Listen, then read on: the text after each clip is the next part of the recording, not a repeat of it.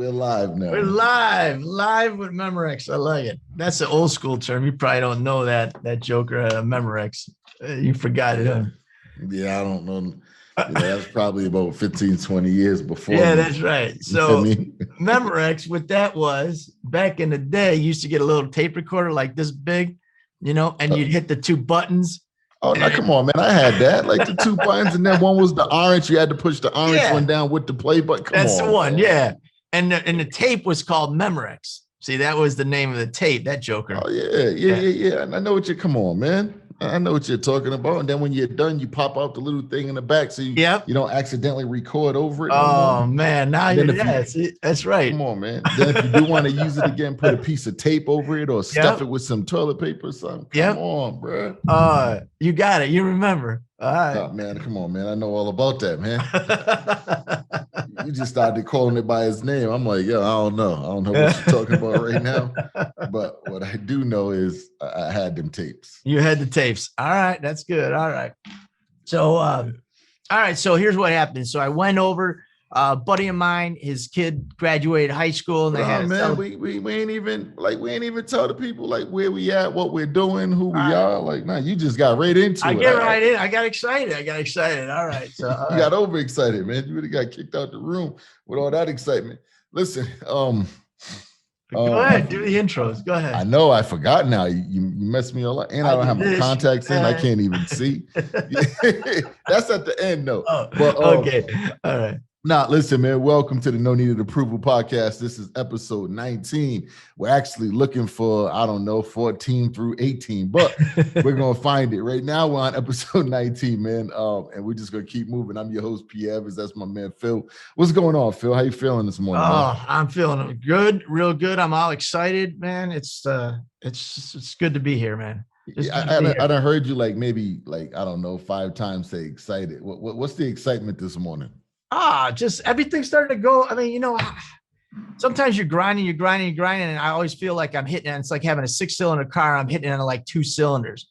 And so now I'm like, I'm up to 5. I'm like, wow, this is really working. Everything's starting to go, So that's what a lot of times it feels like I'm only on 2 cylinders. It's like you're operating all the cylinders, but they're just not firing.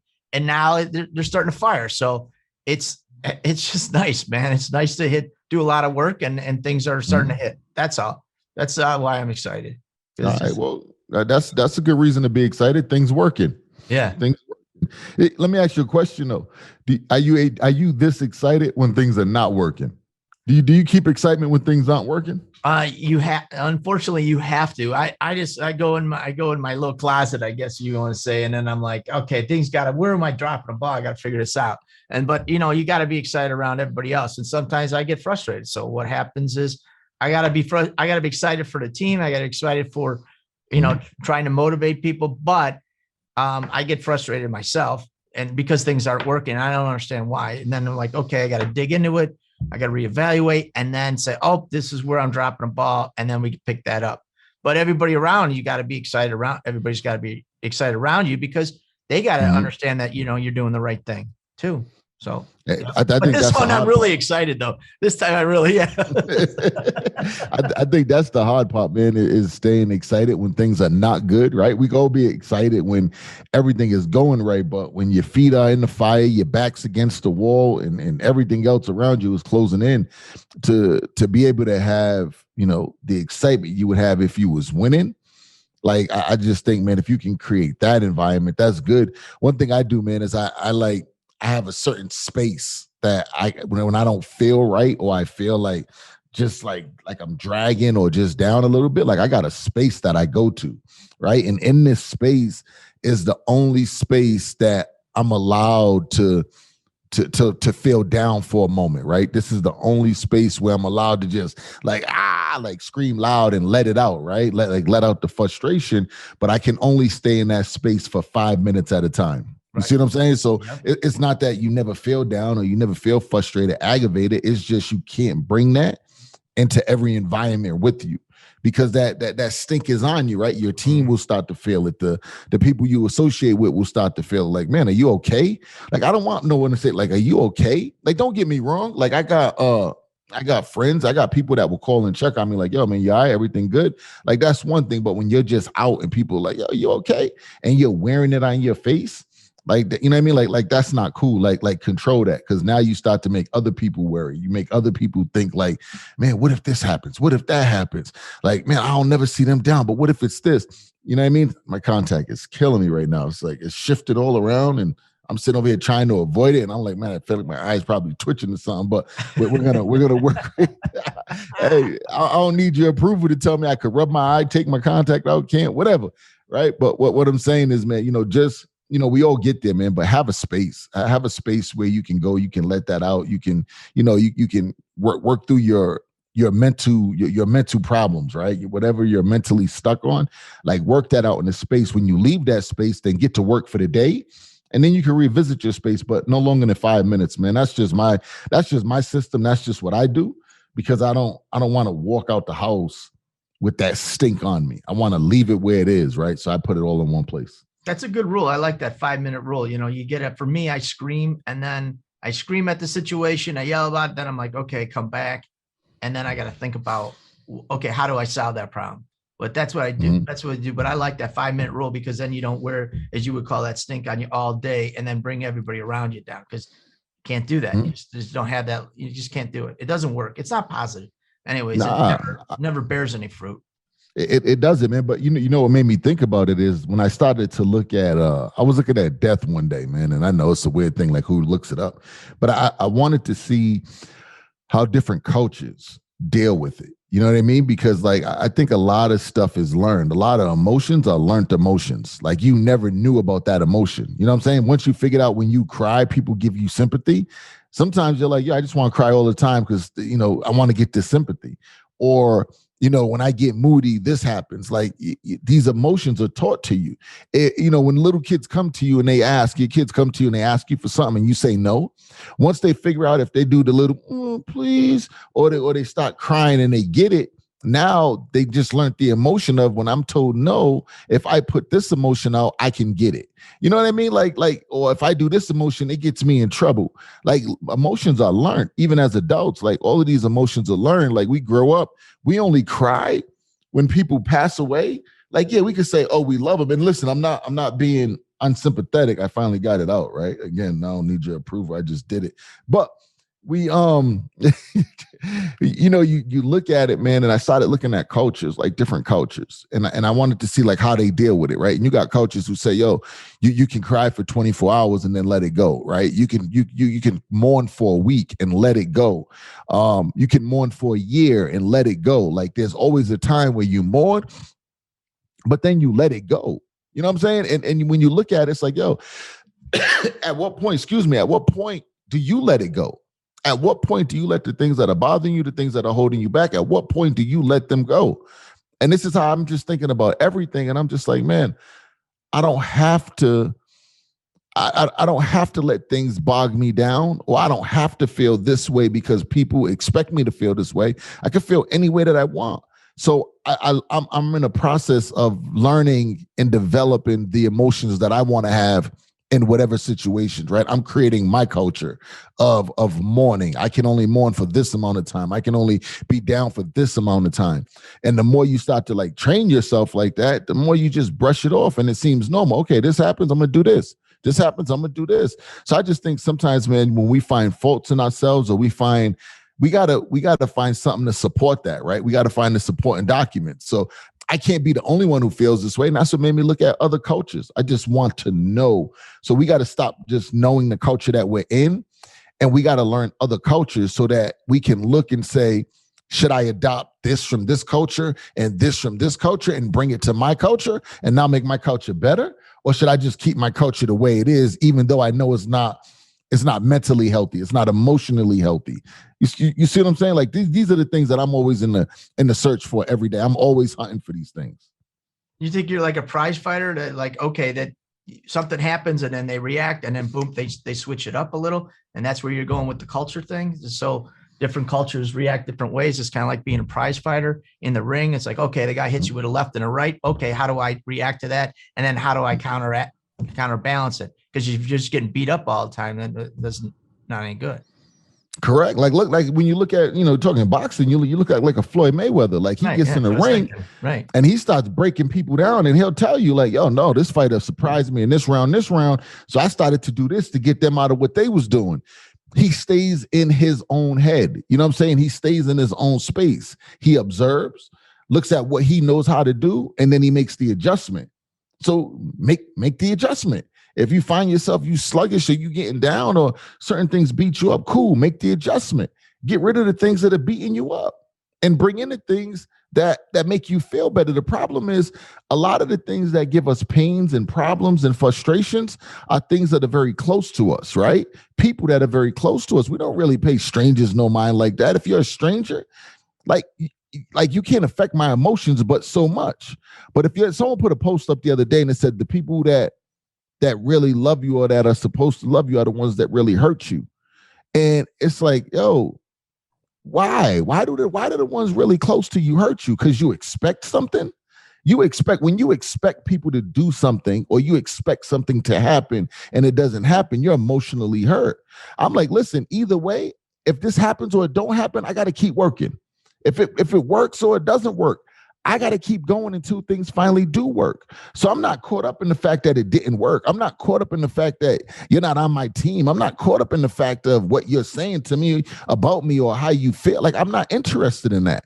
I just know that unless I can move past all the noise, you see what I'm saying? Think about this.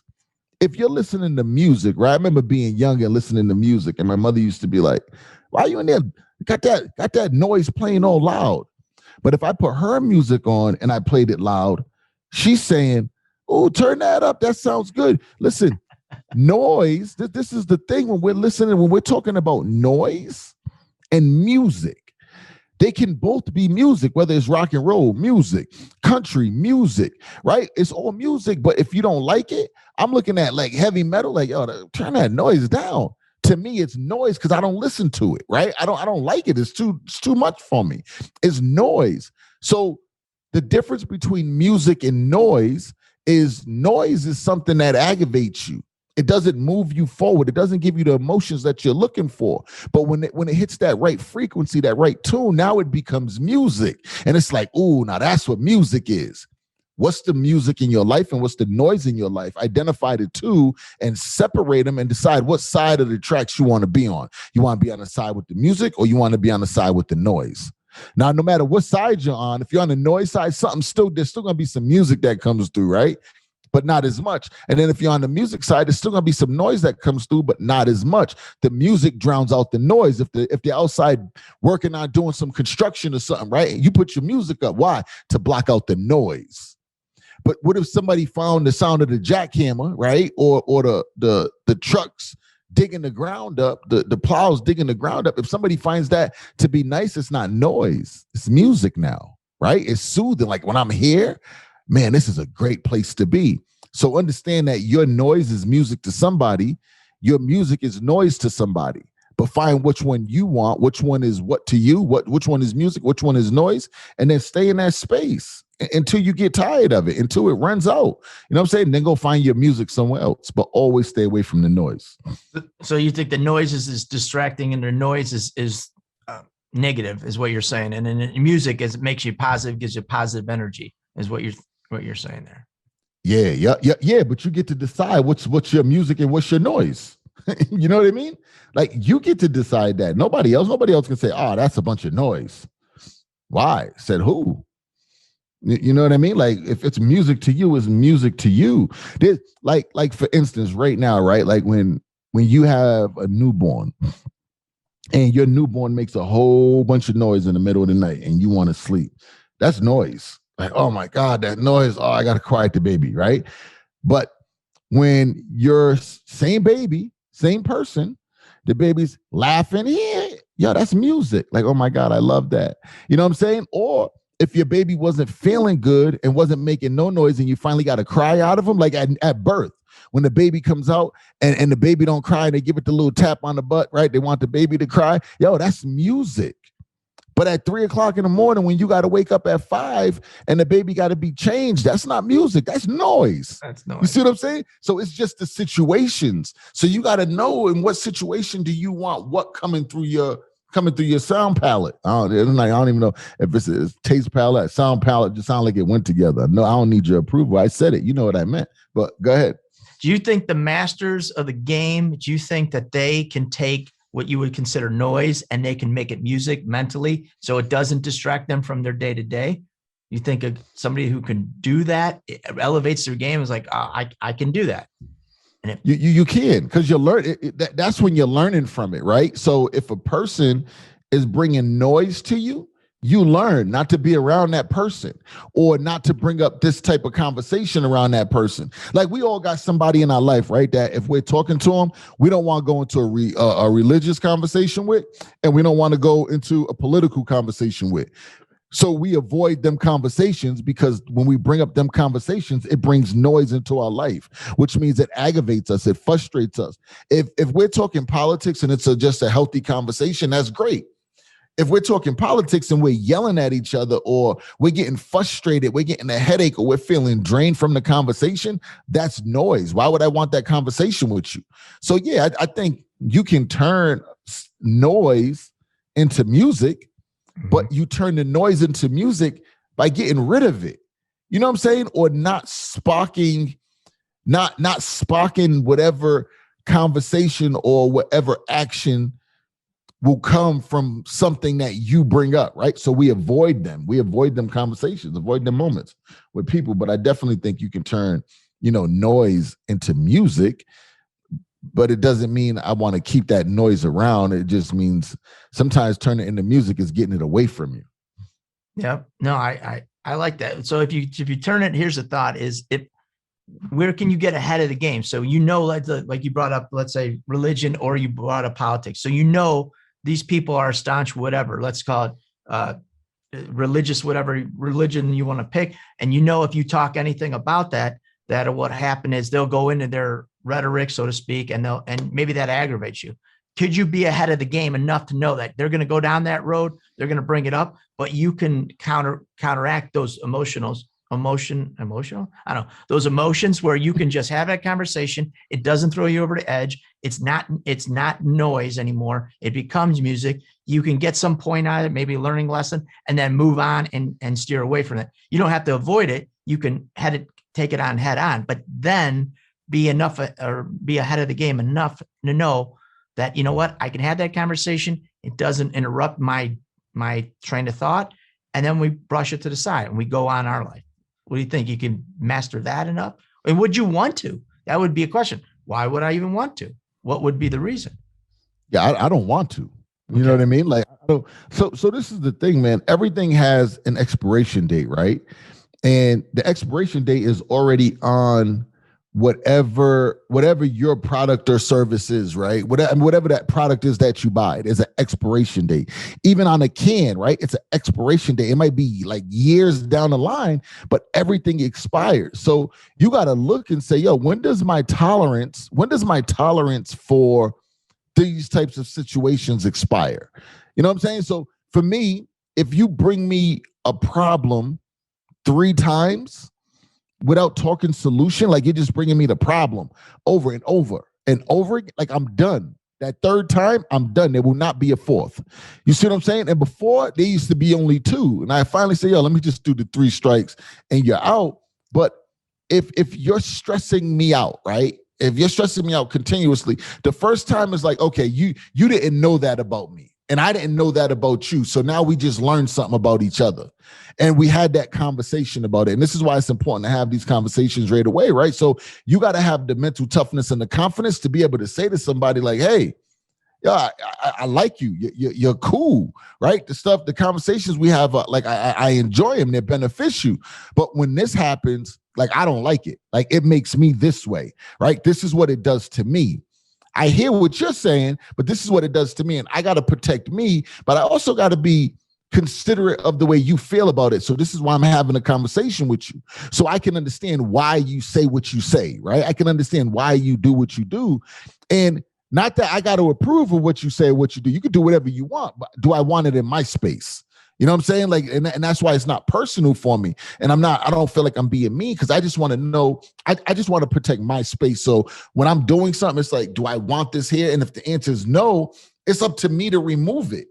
No matter how you feel about it, no matter what you might say to me, I get it. But I have to protect me. And if you say to me, man, that's just me, I get it. Great. No worries. Either when we get together, we don't have these conversations. We don't go this way. We keep our conversation here, or we just don't have conversations at all because you're not respecting my space. You see what I'm saying? So for me, that becomes that's the way that I look at it. And that's my policy. So you bring me something 3 times and it's nonsense and all it is stress to me, you won't get the opportunity to do it to me the 4th time, right? And if you do, it's only because I allowed it. So again, man, it's very important to understand who you are, how you operate, and what is it that you want out of your life, right? So people say, I want this out of my life, but they accept other things out of their days. Mm-hmm. So if you want something out of life, but you get something else out of your days, then your life is now going to equal up to what you've been getting out of your days. You see what I'm saying? So your day becomes important. So now when you break that down more, like I'm always talking about, break it down to the ridiculous. When I'm talking about break it down more, if we say whatever you get out of your days is going to equal what you get out of your life, now you got to say, okay, cool. What am I getting out of my hour? You know what I'm saying? Because if I know out of my day, I'm getting out of my day what I get out of my hour, then I got to look back and go back a little further and say, okay, what am I getting out of this 30 minutes? What am I getting out of this 10? What am I getting out of this 5? What am I getting out of this 1? Because I know if I maximize every minute, then at the end of life, man, I'm going to pretty much I'm going to be somewhere. You know what I'm saying? I'm going to be somewhere and it's going to be great. So I want to make sure that I do that. And that's my focus. So we can't worry about other people's emotions and feelings to an extent. So, and I, you know what, I do the same thing, just in a different way. So here's my mother-in-law told my wife, she said, look, she's getting older in years. And she said, look, I want to have a conversation. I want to know when I go, how I want you to do it a certain way. So she said, okay. So my mother-in-law came over, my wife had the conversation. She's like, okay, Mom, what are you talking about? She's like, when I pass away, I want to be cremated and I want to take my ashes. I want to spread them over this lake that they used to live by. I don't even know if legally you can do that, but that's what she said. So my wife says, okay. So now what I did is, oh, you're leaving. What's going on? All right. So what I did is I said, okay, why did her ashes want to be spread over the lake? And my wife said, look, I don't even know. I didn't ask that. But for me, I wanted to know why she wanted to do that. Because is there a story behind it? Was there a reason why? Did it make her feel at ease? What does it matter? She didn't want to go in this is Lake Michigan. She didn't want to go in Lake Michigan. And the reason she said this is because there's too many fish. I don't understand that. Why did that make sense? So I asked my wife, what was the reason? She says, I never asked it. I'm just going to follow her wishes. Okay. But for me, I always want to know why, because I'm always looking for that lesson, that learning experience. Why did somebody do something and how do I benefit from that knowledge? And what can I take so I can say, oh, look, they did it this way. So I don't have to relive that. I can take their beats or on the street or however they got their information and then I can apply it to my life. So in this situation, what I was trying to do is, why did she not want to go into Lake Michigan when she's passed? What does it matter? Why did she want to go in this lake? What was the reason? Is there a story behind it? Was there a learning lesson that I could take away so it could shorten the amount of time that I have to spend doing something? And the difference between, let's say, my wife and I, she's like, I don't know, what do I care? This is her wishes. I'm going to follow them. But for me, I always like to look for the learning lesson. and I'm laughing, man, because my wife and I, man, is the opposite. Like, I could care less. Like, right. I'm not. That's how my wife is. She's like, I don't care. What do I care? But for some things, right? So let's look at this. And again, and this is why we all got to know our boundaries and got to know us. Like, if someone says, like, I want to go in this lake versus that lake, right? I don't care. I'm not asking why. That's your wish, right? Right. And if you said I want to go in this lake for this reason, it don't affect my life either way, right? Like, I don't want to go in the lake. Now, if I wanted to go in the lake too, and I was picking between the two lakes, then I might say, okay, well, why this one and not that one? Because now it affects something because I'm going in that direction. Otherwise, I'm asking you questions about information that I really don't care. Like I can't use. Now, if it's general conversation, that's one thing, right? But I can't use that information because I don't care about the lake. So for me, but if how it do you doesn't know? affect, That's the question I got is how do you know? My wife is exactly like you. She said, what do I care? What do I care? That's her wishes and that's the way we're going. I'm like, well, maybe there was something deeper. Maybe there was a lesson in there that I'm missing. That's why I always ask the question, is to break it down to ask. Now, maybe that's silly. It's like, well, I did whatever the reason was. But I would want to know, just because my wife says, are you questioning my mother? I'm like, I'm not questioning. I'm just wanting to understand the reason. So maybe there's a lesson in there that I could pick up for, that's really what it comes down to. And always ask the question. My wife doesn't care. Yeah, I just can't. I just don't relate it to anything that I do. Right. You know what I mean? Like it has to relate. So again, if someone's like, before I go into a business meeting to negotiate, right. I stand in the corner and meditate for 5 minutes. I want to know why about that. You said so explain that to me, because I go into meetings and negotiate. You see what I'm saying? But I don't want to ask about, like, if you're like, man, it was raining, and when I walked through the raindrops, I don't know. It just got to relate to me. You know what I mean? Like I got to see something. Otherwise, it's just like I just want to be in conversation, and I don't want. I tell you, and it's worse now. Ever since I heard my man say, "Conversation changes compensation." Yo, I want all my conversations to be geared towards something that I'm looking for in life, experiences. I want that information, right? I want conversations that are given that information, given that type of excitement. So I'm not asking why. This is for everything. I'm not. Someone says, "Oh, I'm going on vacation." Oh, great, man. Listen, have a good time. I'm really not concerned with where you're going. Why? Because I'm not the one who's like worried about like the different countries and like I'm not worried about it right now. Right now, I want to build so I can get to the point I go do the stuff that I want to do. So I'm not asking that question. I'm like, man, listen, have a good time. You know what I mean? My wife would say to me like, "Oh, where they going?" I don't know. I ain't asked. They didn't say it. I didn't ask.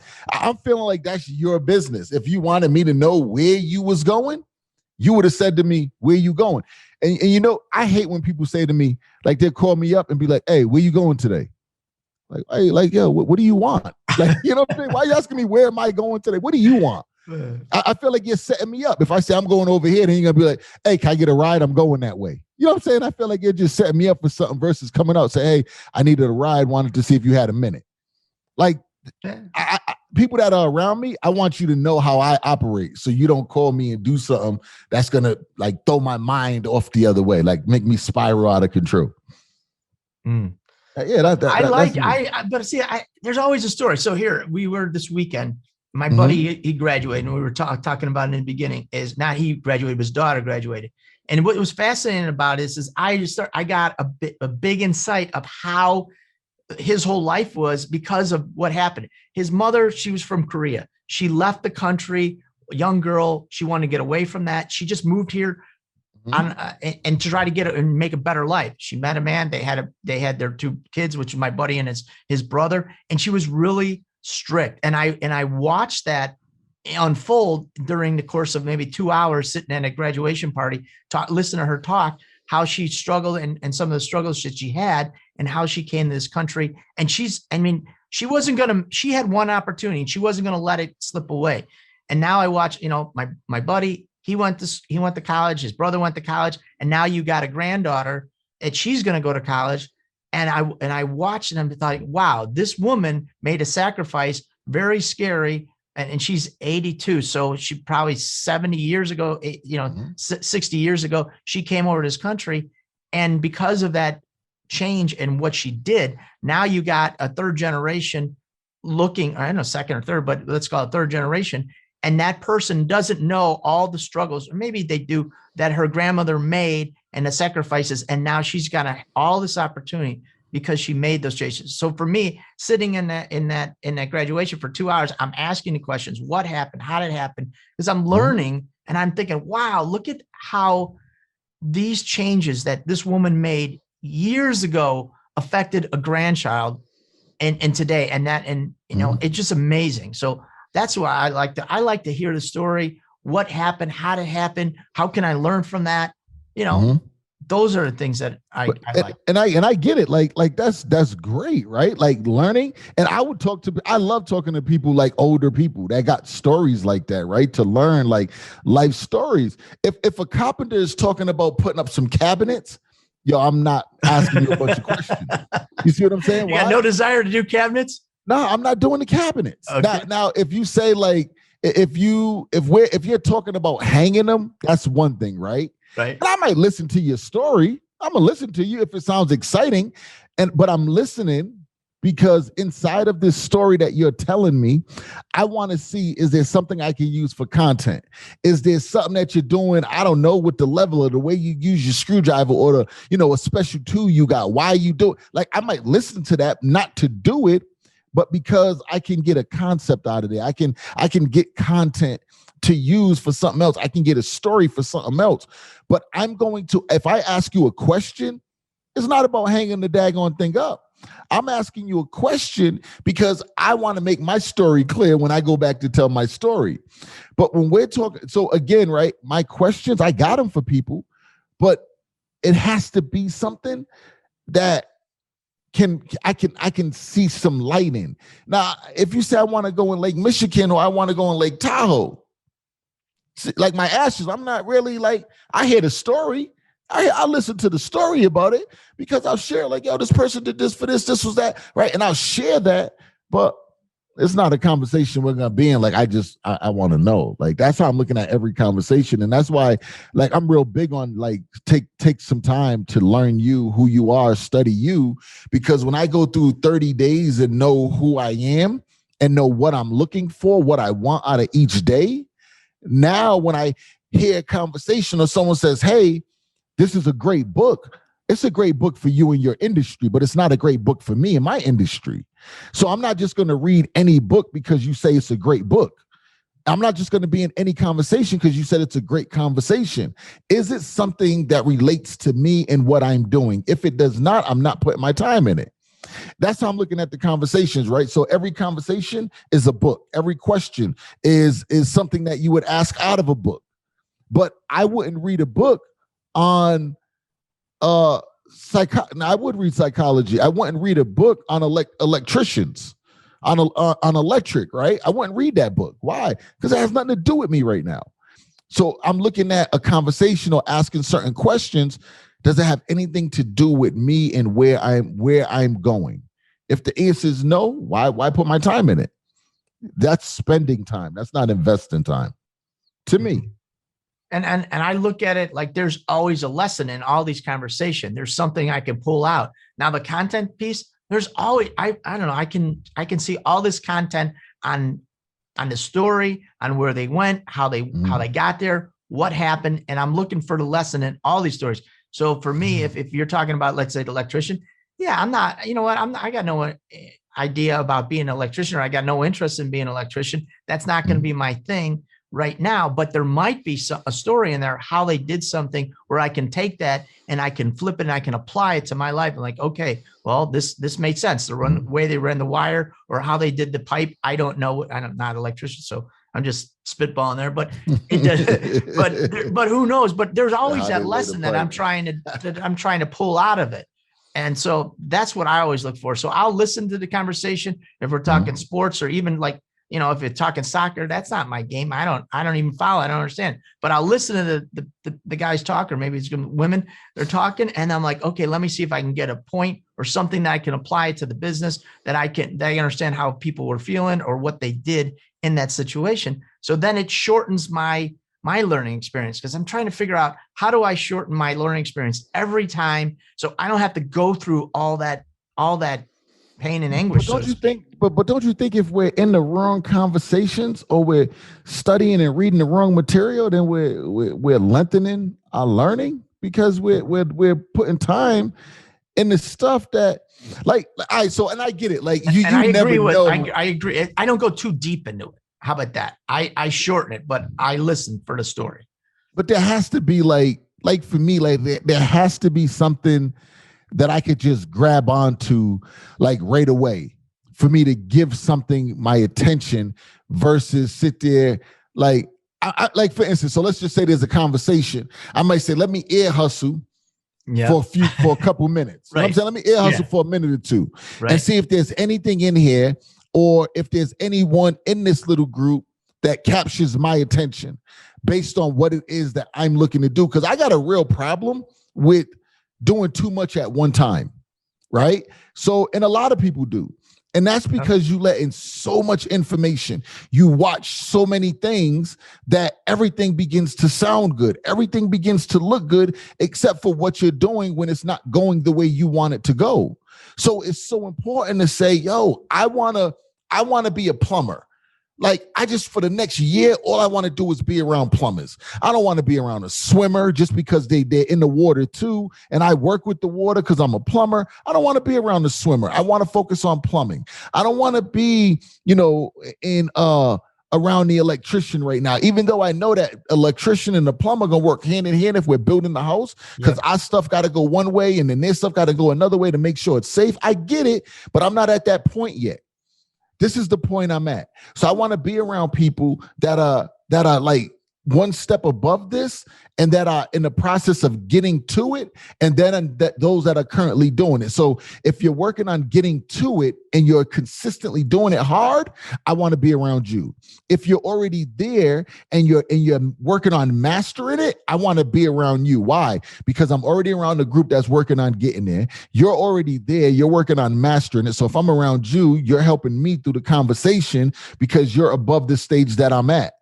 You see what I'm saying? Like I'm putting it in order like that. And I'm like, these are the conversations I want to be in. These are the people that I want to be around. Do you do any of this? No, I don't want to be around you right now. Why? Because I might get sidetracked with something you make sound good when things are hard for me and I go stop what you're doing. And I found that was a pattern. Right? I'm like, man, this is hard. I'm going to go do this right now. Oh, man, this is getting hard. I'm going to go do this right now.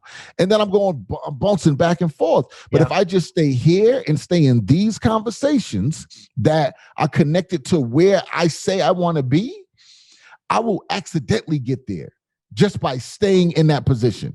I will accidentally find an opportunity. I had a conversation with someone, not yesterday, day before yesterday, and they was like, yeah, luck. I really believe in luck. I said, do you? I said, okay, no problem. What is luck? Well, luck's when everything works out right. I said, so in order for everything to work out right, you got to do the things that are going to make things work out right, right? He was like, oh, absolutely. It's not just going to happen. I said, so is it really luck or is it just that every day you put in the time? And he got stuck. Well, I believe in luck. I said, hold on, because you just contradicted yourself there. Like, let's back up. And he didn't like it really, but he laughed at it. But and it was probably like a 3-minute setup. I set him all the way up. Yeah, I can see that. You set him right up. All the way. I walked right into it. And his wife just sat back in the chair. She started laughing. Watched the whole time. Watched the whole thing. And she was laughing hard. He said, why are you laughing?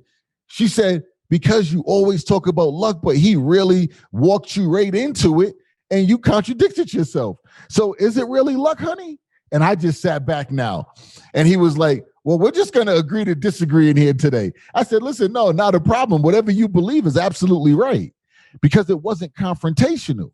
But in that conversation, what I was doing was practicing the setup and walking them right into it, right? Because sometimes we're so pressed to hear ourselves talk that we just want to keep running our mouth. But if you can be strategic with it, and you can walk somebody right up the road and bang them into the wall on their own, so they're like, oops, like what happened? Nothing. Man, I just realized that. You see what I'm saying? Like, I like that better. If I can get you to say it and not me say it to you, because it's more powerful that way. So I'm just walking you right into it, right? But you can only do that when all you do is one thing every daggone day. When it's all you do.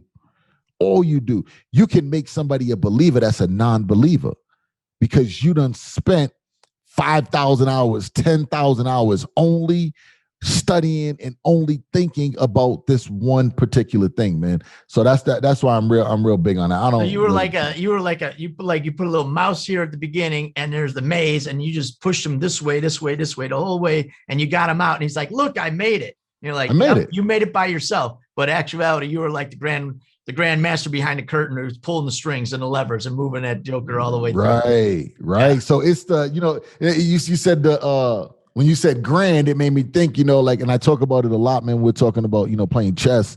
You got your good, right? You become a master and then you become a grandmaster. At good, your next 5 moves.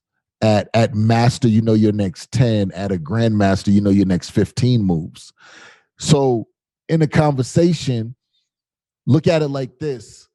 In this conversation, I want to end up here, right? And this is all building blocks, right? This is all blocks for you to walk your way up. You're building the problem is sometimes you want to get there, you want to walk them up the blocks, but you don't want to take time to craft and build the blocks.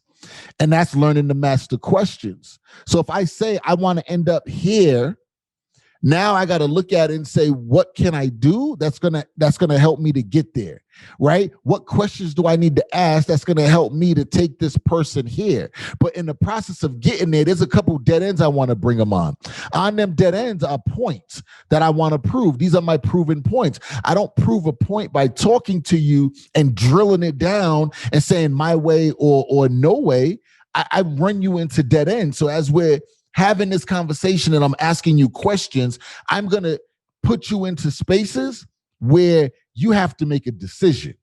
And that decision is, do I keep moving forward or do I back up? Right? So let's put it in another way. Do I keep believing or do I lose belief? Right? Do I keep having faith or does my faith become drained? And these are the building blocks. So I want to put you into one of these spots every time. This is like if you was playing Super Mario Brothers or any video game, right? You have checkpoints. When you get to that checkpoint, that point is now saved. So if I put you into a dead end, I want to now test your commitment level. Are you committed or are you fully committed? And if you go past that as fully committed, you now locked in that point. But also, what did you learn between where you started and where you currently are? Because I want to make sure that you can get to that point no matter what. If you fall off, if you fall backwards, you can get right back to that checkpoint. If you can, you now mastered that and you can move on. If you don't know how you got there, you can't move on. So bringing people through these points, you see so much in them. They start to unveil so much about themselves that it makes your job a lot easier. You're never selling. I'm never selling anybody anything. I'm walking you through. Somebody can say to me that it doesn't make sense to invest this $15,000. I don't know what you're investing in. I don't know nothing. But all I know is there's a way to find out if this $15,000 is worth the investment. It's a way to find out, are you afraid to invest or do you just not believe that you're worthy of the investment? You know what I'm saying? There's so many ways to find out what it is you need to find out if you know how to ask the right questions, man. So I just think that we got to be very intentional about what it is that we're doing on a daily basis when we're being verbal, when we're just being in the world, just being in the world in general. You have to be careful to not get off of your track because there's so many tracks that are out there. There's so many tracks that overlay your track. You got to make sure you stay on your track and you just plow through everything, man, like nonstop. When they're investing, do you think that they're afraid that let's use $15,000 is a good number? It's a lot of money, and then like they had this money to invest. Do you think that they had this money and they're looking at, let's say it's investment in you? Are they like, hey, I don't know if I should take this chance because it's a lot of money, I don't want to lose it, or are they thinking, you know what, if I took this 15, I can make it 20. And the only way to make it 20 is to invest in Mr. Evans, and he's going to show me how to take that 15 and go to the next level and make 20. So which one do you think? You think it's about you or you think it's about them? It depends on the person. We got to find out, right? So as you was talking and you said, man, that's a lot of money. Mm-hmm. It's a lot of money to who? It's a lot of money to spend. It is. But is it a lot of money to invest? You see what I'm saying? It's different. So I think each individual is different. And the way, depending on what they say to you, you got to address the things that are really important to them.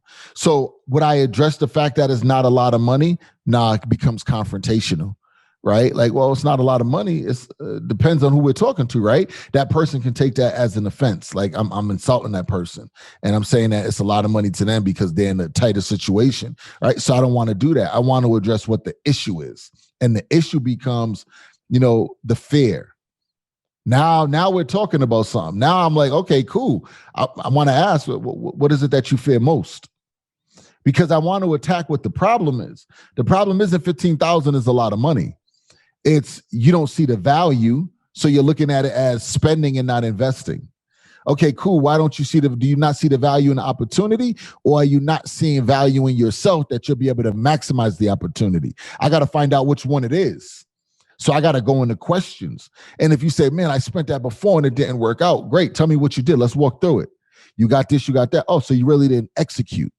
You studied a little bit, but you didn't execute. How come you didn't execute? Right? I want to dig into that more because I want to find that problem. Because once I can pull out that roadblock, that mental stopper, once I can remove that, now I can start letting in some information and start building you back up to the point where when you thought you was investing, but you was spending, but because you was in the wrong mindset, you didn't maximize what you spent. So you made it continuously be a spend. But if I can dig back into that and find something that you can invest in, that you can utilize that you didn't see before, you now found value in me. And you're like, man, I had this program sitting here, right? Like this is key. And people overlook that. If someone says to you, I found a problem, I bought a program, but this program, it didn't work for this and that. Stop trying to sell what you have, right? Or stop trying to sell the person and find out why that last program didn't work. And then find something inside of that program that they can use that they wasn't using the right way. Now, some of y'all will be afraid and say, well, if I do that, what if they don't want to buy mine? Because now they realize that this one that they already have really, really works. Yo, listen, I'm making it a point.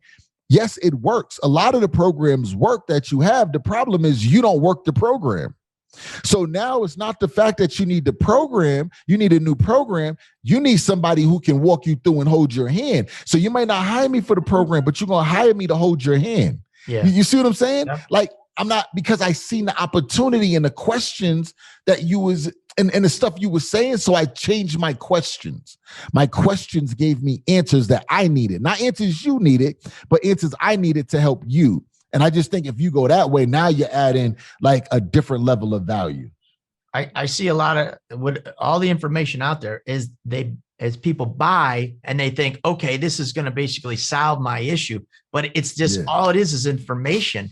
You bought information that you didn't have before. And now you got to apply that. But now what kind of person are you? Are you a person that can take that information and run with it? Or are you a person that you can take that information and you know what? I got it. And now I understand what you're talking about. I just don't know how to do it. So who am I? And that's where you go back. We got to figure out, well, who are you?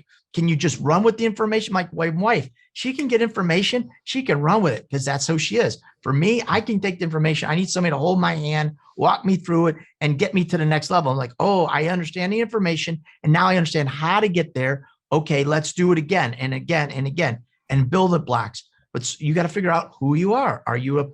Who are you? Are you that person that takes information and runs?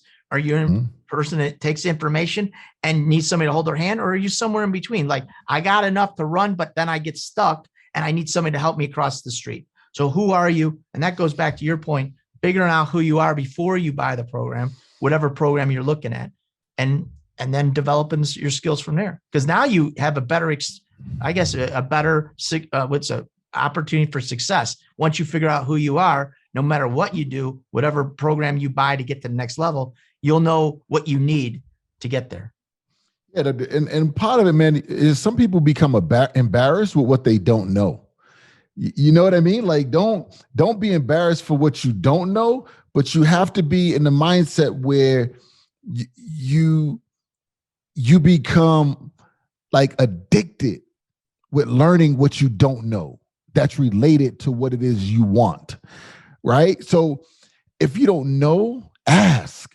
If somebody looks at you like, man, that's a dumb question, you don't know that? Like, you've been doing this for X amount of years and like, you should know this already. No, okay, cool. Well, I'm sure I know something that you don't know.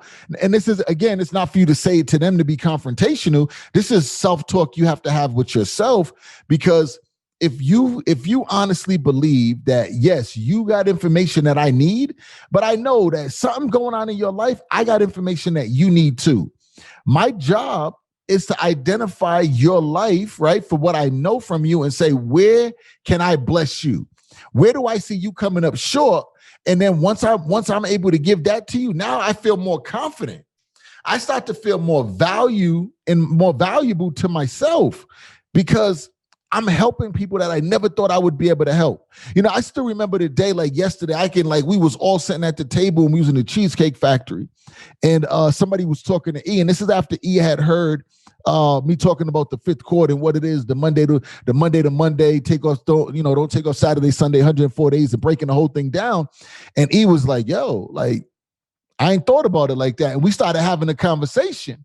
And because of that conversation, I was already feeling like this about fifth quarter, but then I started to do this because somebody that I respect looked at my concept and it made them think. And I'm respecting the mind that's thinking about my concept. So I'm like, I don't care what you think or you think. You like my man over here, he was like, yo, that's dope. And if it wasn't, he'd have been like, yeah, nah, like, yo, hold on. He would have found some holes, but there wasn't no holes to find at the moment. Right. You see what I'm saying? So my confidence went up. So figure out how you can do that in conversations. How can you find something that you can put, even if you're taking what they said and you break it down and make it sound sweeter? You know what I'm saying? Like, yo, that's another notch up. So yeah, that's it for me, man. Oh, this hour went by quick. This hour went by fast today, man. All right. Okay. All right. I'm glad you. I'm glad you liked it. I'm glad you were able to join us today in an hour and hanging out with us today. Thank you very much. I like it. Yeah, listen, man. This hour flew. I'm like, hold on. Like where we? Like it's an hour already. Yeah. Listen, whatever, man. Yo, we're gonna wrap it up, man. What you got for, man, before we get out of here? You know what, we did so many points. I just think that for me, what I learned is I always look for the story in the story. So I'm going to have those conversations. I'm not going to waste my time with a bunch of conversations, let's say like an electrician, if I don't, but I always like the older people because I'm getting close to that age now. And I always like to hear a story because there's always lessons in there. So be careful, be aware of your surroundings and look for those opportunities, and you can get that knowledge because it's out there all the time. That's what I'm going to leave them with. Well, good, man. Listen, I love it. We're going to get up out of here. Episode 19 in the books, man. No Needed Approval podcast. Like this, or how do I do it? What do I do? I don't know. Yeah, I don't know what that was right there, but listen, we're going to jump out of here, man.